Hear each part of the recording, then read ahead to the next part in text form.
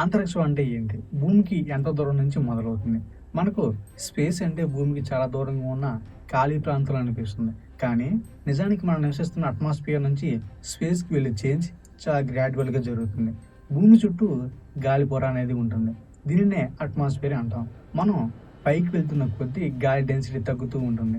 అంటే 10 కిలోమీటర్లు, 20 కిలోమీటర్లు, 50, 80 ఇలా పైకి వెళ్తే గాలి మరింత పలచబడుతుంది. కానీ ఒక నిర్దిష్ట ఎత్తులోకి వెళ్ళగానే ఇక్కడ అట్మాస్ఫియర్ అయిపోతుంది అని చెప్పే గోడలాంటి బౌండరీ ఏమీ ఉండదు. అయితే మరి స్పేస్ ఎక్కడి నుంచి మొదలవుతుంది? ఎర్త్ సర్ఫేస్ నుంచి 100 కిలోమీటర్ల ఎత్తులో ఉన్న కార్బన్ లైన్‌ను స్పేస్‌కి ఒక కన్వెన్షనల్ యాక్సెప్టెడ్ బౌండరీగా ఉపయోగిస్తారు.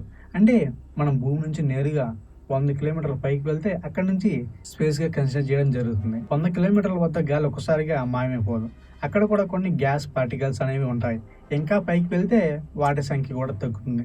అట్మాస్ఫియర్ చాలా దూరం వరకు ఎక్స్పాండ్ అయి ఉంటుంది. భూమి యొక్క అత్యంత బయట అట్మాస్ఫియర్ అయిన ఎక్సోస్ఫియర్ వేల కిలోమీటర్ల ఎత్తు వరకు విస్తరించి ఉంది. అంటే 100 కిలోమీటర్లు అనేది అట్మాస్ఫియర్ అక్కడితో ముగిసిందని కాదు. మనం స్పేస్ ప్రారంభాన్ని నిర్వచించడానికి ఉపయోగించే ఒక బోర్డర్ మాత్రమే. మరి అంతరిక్షంలోకి వెళ్ళిన తర్వాత మనం ఎందుకు తేలినట్టుగా కనిపిస్తాం? ఇక్కడ ఒక మిస్కన్సెప్షన్ ఉంది. స్పేస్‌లో గ్రావిటీ ఉండదు అనుకోవడం. ఎగ్జాంపుల్‌కు ఇంటర్నేషనల్ స్పేస్ స్టేషన్ భూమి నుంచి సుమారు 400 కిలోమీటర్ల ఎత్తులో తిరుగుతుంది. అక్కడ కూడా భూమి గ్రావిటీ చాలా బలంగా ఉంటుంది. నిజానికి ఆస్ట్రోనాట్స్ తిరుగుతున్నట్లు కనిపించడానికి కారణం గ్రావిటీ లేకపోవడం కాదు. ఐఏఎస్ అందులో ఉన్న ఆస్ట్రోనాట్స్ ఇద్దరు కలిసి భూమి చుట్టూ నిరంతరం ఫ్రీ ఫాల్‌లో ఉండడం. అంటే వారు భూమి వైపు పడుతూనే ఉన్నారు. కానీ అదే సమయంలో ముందుకు చాలా వేగంగా కదులుతూ ఉండడంతో భూమిని మిస్ చేస్తూ ఆర్బిట్‌లో ఉంటారు.